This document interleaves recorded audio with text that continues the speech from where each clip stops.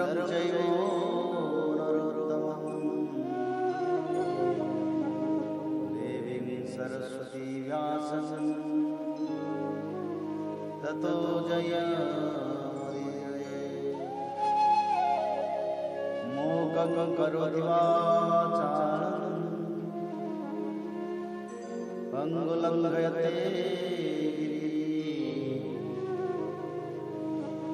यत्कृपातमहं वन्दे परमानन्दमाधवं।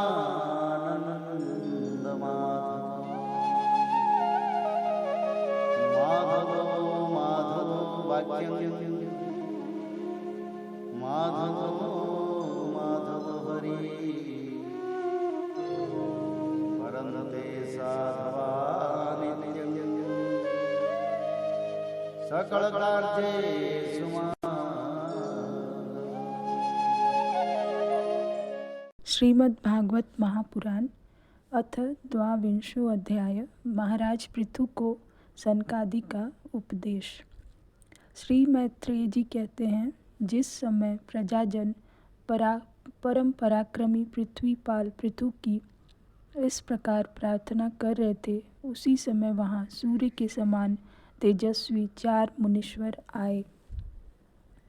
राजा और उनके अनुचरों ने देखा तथा पहचान लिया कि वे सिद्धेश्वर अपनी दिव्य कांति से संपूर्ण लोकों को पाप निर्मुक्त करते हुए आकाश से उतर कर आ रहे हैं।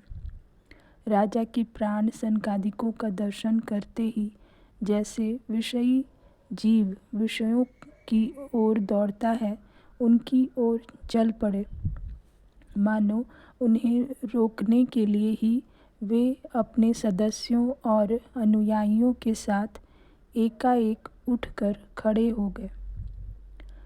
जब वे मुनिगण अर्घ्य स्वीकार कर आसन पर विराज गए, तब शिष्टाग्रणी पृथु ने उनके गौरव से प्रभावित हो विनयवश गर्दन झुकाए हुए उनकी विधिवत पूजा की। फिर उनके चरणोदक को अपने सिर के बालों पर छिड़का। इस प्रकार शिष्ट जनोचित आचार का आदर तथा पालन करके उन्होंने यही दिखाया कि सभी सत्पुरुषों को ऐसा ही व्यवहार करना चाहिए। सनकादि मुनीश्वर भगवान शंकर के भी अग्रज हैं। सोने के सिंहासन पर वे ऐसे सुशोभित हुए जैसे अपने अपने स्थानों पर अग्नि देवता। महाराज पृथु ने बड़ी श्रद्धा और संयम के साथ प्रेम पूर्वक उनसे कहा। पृथु जी ने कहा, मंगल मूर्ति मुनीश्वरों, आपके दर्शन तो योगियों को भी दुर्लभ है। मुझसे ऐसा क्या पुण्य बना है जिससे स्वतः आपका दर्शन प्राप्त हुआ। जिस पर ब्राह्मण अथवा अनुचरों के सहित श्री शंकर या विष्णु भगवान प्रसन्न हो, उसके लिए इहलोक और परलोक में कौन सी वस्तु दुर्लभ है। इस दृश्य प्रपंच के कारण महतत्वादि यद्यपि सर्वगत है, तो भी वे सर्वसाक्षी आत्मा को नहीं देख सकते। इसी प्रकार यद्यपि आप समस्त लोकों में विचरते रहते हैं, तो भी अनाधिकारी लोग आपको देख नहीं पाते। जिनके घरों में आप जैसे पूज्य पुरुष उनके जल, तृण, पृथ्वी, गृह स्वामी अथवा सेवक आदि किसी अन्य पदार्थ को स्वीकार कर लेते हैं, वे गृहस्थ धनहीन होने पर भी धन्य हैं।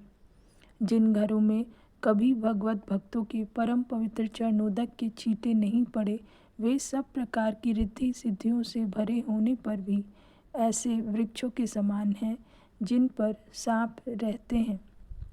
मुनीश्वरों, आपका स्वागत है। आप लोग तो बाल्यावस्था से ही मुमुक्षुओं के मार्ग का अनुसरण करते हुए एकाग्र चित्त से ब्रह्मचर्य आदि महान व्रतों का बड़ी श्रद्धापूर्वक आचरण कर रहे हैं। स्वामियों, हम लोग अपने कर्मों के वशीभूत होकर विपत्तियों के क्षेत्र रूप इस संसार में पड़े हुए हैं। केवल इंद्रिय संबंधी भोगों को ही परम पुरुषार्थ मान रहे हैं। सो क्या हमारे निस्तार का भी कोई उपाय है? आप लोगों से कुशल प्रश्न करना उचित नहीं है, क्योंकि आप निरंतर आत्मा में ही रमण करते हैं।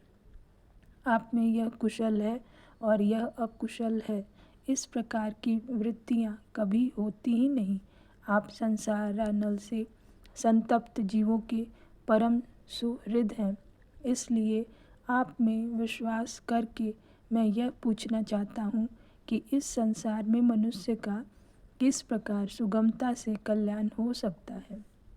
यह निश्चय है कि जो आत्मवान धीर पुरुषों में आत्मा रूप से प्रकाशित होते हैं और उपासकों के हृदय में अपने स्वरूप को प्रकट करने वाले हैं, वे अजन्मा भगवान नारायण ही अपने भक्तों पर कृपा करने के लिए आप जैसे सिद्ध पुरुषों के रूप में इस पृथ्वी पर विचरा करते हैं। श्री मैत्रेय जी कहते हैं, राजा पृथु के ये युक्ति युक्त गंभीर परिमित और मधुर वचन सुनकर श्री सनत कुमार जी बड़े प्रसन्न हुए और कुछ मुस्कुराते हुए कहने लगे। श्री सनत कुमार जी ने कहा, महाराज, आपने सब कुछ जानते हुए भी समस्त प्राणियों के कल्याण की दृष्टि से बड़ी अच्छी बात पूछी है। सच है, साधु पुरुषों की बुद्धि ऐसी ही हुआ करती है। सत्पुरुषों का समागम श्रोता और वक्ता दोनों को ही अभिमत होता है, क्योंकि उनके प्रश्नोत्तर सभी का कल्याण करते हैं। राजन, श्री मधुसूदन भगवान के चरण कमलों के गुणानुवाद में अवश्य ही आपकी अविचल प्रीति है। हर किसी को इसका प्राप्त होना बहुत कठिन है, और प्राप्त हो जाने पर यह हृदय के भीतर रहने वाले उस वासना रूप मल को सर्वथा नष्ट कर देती है, जो और किसी उपाय से जल्दी नहीं छूटता। शास्त्र जीवों के कल्याण के लिए भली भांति विचार करने वाले हैं। उनमें आत्मा से भिन्न देहादि के प्रति वैराग्य तथा अपने आत्म स्वरूप निर्गुण ब्रह्म में सुदृढ़ अनुराग होना, यही कल्याण का साधन निश्चित किया गया है। शास्त्रों का यह भी कहना है कि गुरु और शास्त्र के वचनों में विश्वास रखने से, भगवत धर्मों का आचरण करने से, तत्व जिज्ञासा से, ज्ञान योग की निष्ठा से, योगेश्वर श्री हरि की उपासना से, नित्य प्रति पूर्ण कीर्ति श्री भगवान की पावन कथाओं को सुनने से, जो लोग धन और इंद्रियों के भोगों में ही रत हैं, उनकी गोष्ठी में प्रेम न रखने से, उन्हें प्रिय लगने वाले पदार्थों का आसक्तिपूर्वक संग्रह न करने से, भगवत गुणामृत का पान करने के सिवा अन्य समय आत्मा में ही संतुष्ट रहते हुए एकांत सेवन में प्रेम रखने से, किसी भी जीव को कष्ट न देने से, निवृत्ति निष्ठा से, आत्महित का अनुसंधान करते रहने से, श्री हरि के पवित्र चरित्र रूप श्रेष्ठ अमृत का आस्वादन करने से, निष्काम भाव से यम नियमों का पालन करने से, कभी किसी की निंदा न करने से, योग क्षेम के लिए प्रयत्न न करने से, शीतोष्णादि द्वंद्वों को सहन करने से, भक्त जनों के कानों को सुख देने वाले श्री हरि के गुणों का बार बार वर्णन करने से, और बढ़ते हुए भक्ति भाव से मनुष्य का कार्य कारण रूप संपूर्ण जड़ प्रपंच से वैराग्य हो जाता है, और आत्मस्वरूप निर्गुण परम ब्रह्म में अनायास ही उसकी प्रीति हो जाती है। परम ब्रह्म में सुदृढ़ प्रीति हो जाने पर पुरुष सद्गुरु की शरण लेता है। फिर ज्ञान और वैराग्य के प्रबल वेग के कारण वासना शून्य हुए अपने अविद्या आदि 5 प्रकार के क्लेशों से युक्त अहंकारात्मक अपने लिंग शरीर को वह उसी प्रकार भस्म कर देता है, जैसे अग्नि लकड़ी से प्रकट होकर फिर उसी को जला डालती है। इस प्रकार लिंग देह का नाश हो जाने पर वह उसके कर्तृत्व आदि सभी गुणों से मुक्त हो जाता है। फिर तो जैसे स्वप्नावस्था में तरह तरह के पदार्थ देखने पर भी उसमें जग पड़ने पर उनमें से कोई चीज़ दिखाई नहीं देती, उसी प्रकार वह पुरुष शरीर के बाहर दिखाई देने वाले घट पटादि और भीतर अनुभव होने वाले सुख दुखादि को भी नहीं देखता। इस स्थिति के प्राप्त होने से पहले ये पदार्थ ही जीवात्मा और परमात्मा के बीच में रहकर उनका भेद कर रहे थे। जब तक अंतःकरण रूप उपाधि रहती है तभी तक पुरुष को जीवात्मा, इंद्रियों के विषय और इन दोनों का संबंध कराने वाले अहंकार का अनुभव होता है। इसके बाद नहीं। बाह्य जगत में भी देखा जाता है कि जल, दर्पण आदि निमित्तों के रहने पर ही अपने बिंब और प्रतिबिंब का भेद दिखाई देता है, अन्य समय नहीं। जो लोग विषय चिंतन में लगे रहते हैं उनकी इंद्रियां विषयों में फंस जाती हैं तथा मन को भी उन्हीं की ओर खींच ले जाती हैं। फिर तो जैसे जलाशय के तीर पर उगे हुए कुश आदि अपनी जड़ों से उसका जल खींचते रहते हैं, उसी प्रकार वह इंद्रियासक्त मन बुद्धि की विचार शक्ति को क्रमशः हर लेता है। विचार शक्ति के नष्ट हो जाने पर पूर्वापर की स्मृति जाती रहती है और स्मृति का नाश हो जाने पर ज्ञान नहीं रहता। इस ज्ञान के नाश को ही पंडित जन अपने आप अपना नाश करना कहते हैं। जिसके उद्देश्य से अन्य सब पदार्थों में प्रियता का बोध होता है, उस आत्मा का अपने द्वारा ही नाश होने से जो स्वार्थ हानि होती है, उससे बढ़कर लोक में जीव की और कोई हानि नहीं है। धन और इंद्रियों के विषयों का चिंतन करना मनुष्य के सभी पुरुषार्थों का नाश करने वाला है, क्योंकि इनकी चिंता से वह ज्ञान और विज्ञान से भ्रष्ट होकर वृक्षादि स्थावर योनियों में जन्म पाता है।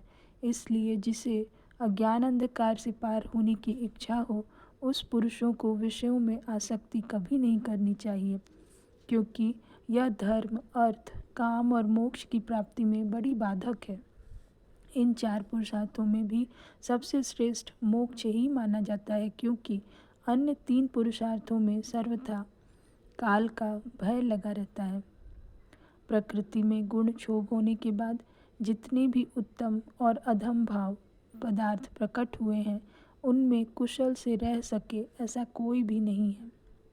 काल भगवान उन सभी के कुशलों को कुचलते रहते हैं। अतः राजन, जो भगवान देह, इंद्रिय, प्राण, बुद्धि और अहंकार से आवृत सभी स्थावर जंगम प्राणियों के हृदय में जीव के नियामक अंतर्यामी आत्मा रूप से सर्वत्र साक्षात प्रकाशित हो रहे हैं, उन्हें तुम वह मैं ही हूँ ऐसा जानो। जिस प्रकार माला का ज्ञान हो जाने पर उसमें सर्प बुद्धि नहीं रहती, उसी प्रकार विवेक होने पर जिसका कहीं पता नहीं लगता, ऐसा यह माया में प्रपंच जिसमें कार्य कारण रूप से प्रतीत हो रहा है और जो स्वयं कर्म फल कलुषित प्रकृति से परे है, उस नित्य मुक्त निर्मल और ज्ञान स्वरूप परमात्मा को मैं प्राप्त हो रहा हूँ। संत महात्मा जिनके चरण कमलों के अंगुली दल की छिटकती हुई छटा का स्मरण करके अहंकार रूप हृदय आदि ग्रंथि को जो कर्मों से गठित है इस प्रकार छिन्न भिन्न कर डालते हैं कि समस्त इंद्रियों का प्रत्याहार करके अपने अंतःकरण को निर्विषय करने वाले सन्यासी भी वैसा नहीं कर पाते। तुम उन सर्वाश्रय भगवान वासुदेव का भजन करो। जो लोग मन और इंद्रिय रूप मगरों से भरे हुए इस संसार सागर को योग आदि दुष्कर साधनों से पार करना चाहते हैं, उनका उस पार पहुंचना कठिन ही है, क्योंकि उन्हें कर्णधार रूप श्रीहरि का आश्रय नहीं है। अतः तुम तो भगवान के आराधनीय चरण कमलों को नौका बनाकर अनायास ही इस दुस्तर समुद्र को पार कर लो। श्री मैत्रेय जी कहते हैं, विदुर जी, ब्रह्मा जी के पुत्र आत्मज्ञानी सनत कुमार जी से इस प्रकार आत्म तत्व का उपदेश पाकर महाराज पृथु ने उनकी बहुत प्रशंसा करते हुए कहा। राजा पृथु ने कहा, भगवान दीनदयाल श्रीहरि ने मुझ पर पहले कृपा की थी, उसी को पूर्ण करने के लिए आप लोग पधारे हैं। आप लोग बड़े ही दयालु हैं। जिस कार्य के लिए आप लोग पधारे थे उसे आप लोगों ने अच्छी तरह संपन्न कर दिया। अब इसके बदले में मैं आप लोगों को क्या दूं? मेरे पास तो शरीर और इसके साथ जो कुछ है वह सब महापुरुषों का ही प्रसाद है। ब्राह्मण, प्राण, स्त्री, पुत्र, सब प्रकार की सामग्रियों से भरा हुआ भवन, राज्य, सेना, पृथ्वी और कोश, यह सब कुछ आप ही लोगों का है, अतः आपके ही श्री चरणों में अर्पित है। वास्तव में तो सेनापतित्व, राज्य, दंड विधान और संपूर्ण लोकों के शासन का अधिकार वेद शास्त्रों के ज्ञाता ब्राह्मणों को ही है। ब्राह्मण अपना ही खाता है, अपना ही पहनता है और अपनी ही वस्तु दान देता है। दूसरे क्षत्रिय आदि तो उसी की कृपा से अन्न खाने को पाते हैं। आप लोग वेद के पारगामी हैं। आपने अध्यात्म तत्व का विचार करके हमें निश्चित रूप से समझा दिया है कि भगवान के प्रति इस प्रकार की अभेद भक्ति ही उनकी उपलब्धि का प्रधान साधन है। आप लोग परम कृपालु हैं, अतः अपने इस दीनोद्धार रूप कर्म से ही सर्वदा संतुष्ट रहें। आपके इस उपकार का बदला कोई क्या दे सकता है? उसके लिए प्रयत्न करना भी अपनी हंसी कराना ही है। श्री मैत्रेय जी कहते हैं, विदुर जी, फिर आदि राज पृथु ने आत्मज्ञानियों में श्रेष्ठ सनकादि की पूजा की और वे उनके शील की प्रशंसा करते हुए सब लोगों के सामने ही आकाश मार्ग से चले गए। महात्माओं में अग्रगण्य महाराज पृथु उनसे आत्मोपदेश पाकर चित्त की एकाग्रता से आत्मा में ही स्थित रहने के कारण अपने को कृत्य सा अनुभव करने लगे। वे ब्रह्मापर्ण बुद्धि से समय, स्थान, शक्ति, न्याय और धन के अनुसार सभी कर्म करते थे। इस प्रकार एकाग्र चित्त से समस्त कर्मों का फल परमात्मा को अर्पण करके आत्मा को कर्मों का साक्षी एवं प्रकृति से अतीत देखने के कारण वे सर्वथा निर्लिप्त रहे। जिस प्रकार सूर्य देव सर्वत्र प्रकाश करने पर भी वस्तुओं के गुण दोष से निर्लेप रहते हैं, उसी प्रकार सार्वभौम साम्राज्य लक्ष्मी से संपन्न और गृहस्थाश्रम में रहते हुए भी अहंकार शून्य होने के कारण वे इंद्रियों के विषयों में आसक्त नहीं हुए। इस प्रकार आत्मनिष्ठा में स्थित होकर सभी कर्तव्य कर्मों का यथोचित रीति से अनुष्ठान करते हुए उन्होंने अपनी भार्या अर्ची के गर्भ से अपने अनुरूप 5 पुत्र उत्पन्न किए। उनके नाम विजिताश्व, धूम्रकेश, हर्यक्ष, द्रविण और वृक थे। महाराज पृथु भगवान के अंश थे। वे समय समय पर जब जब आवश्यक होता था जगत के प्राणियों की रक्षा के लिए अकेले ही समस्त लोकपालों के गुण धारण कर लिया करते थे। अपने उदार मन, प्रिय और हितकर वचन, मनोहर मूर्ति और सौम्य गुणों के द्वारा प्रजा का रंजन करते रहने से दूसरे चंद्रमा के समान उनका राजा यह नाम सार्थक हुआ। सूर्य जिस प्रकार गर्मी में पृथ्वी का जल खींचकर वर्षा काल में उसे पुनः पृथ्वी पर बरसा देता है तथा अपनी किरणों से सबको ताप पहुंचाता है, उसी प्रकार वे कर रूप से प्रजा का धन लेकर उसे दुष्काल आदि के समय मुक्त हस्त से प्रजा के हित में लगा देते थे तथा सब पर अपना प्रभाव जमाए रखते थे। वे तेज में अग्नि के समान दुर्धर्ष, इंद्र के समान अजेय, पृथ्वी के समान क्षमाशील और स्वर्ग के समान मनुष्यों की समस्त कामनाएं पूर्ण करने वाले थे। समय समय पर प्रजाजनों को तृप्त करने के लिए वे मेघ के समान उनके अभिष्ट अर्थों को खुले हाथ से लुटाते रहते थे। वे समुद्र के समान गंभीर और पर्वतराज सुमेरु के समान धैर्यवान भी थे। महाराज पृथु दुष्टों के दमन करने में यमराज के समान, आश्चर्यपूर्ण वस्तुओं के संग्रह में हिमालय के समान, कोष की समृद्धि करने में कुबेर के समान और धन को छिपाने में वरुण के समान थे। शारीरिक बल, इंद्रियों की पटुता तथा पराक्रम में सर्वत्र गतिशील वायु के समान और तेज की असह्यता में भगवान शंकर के समान थे।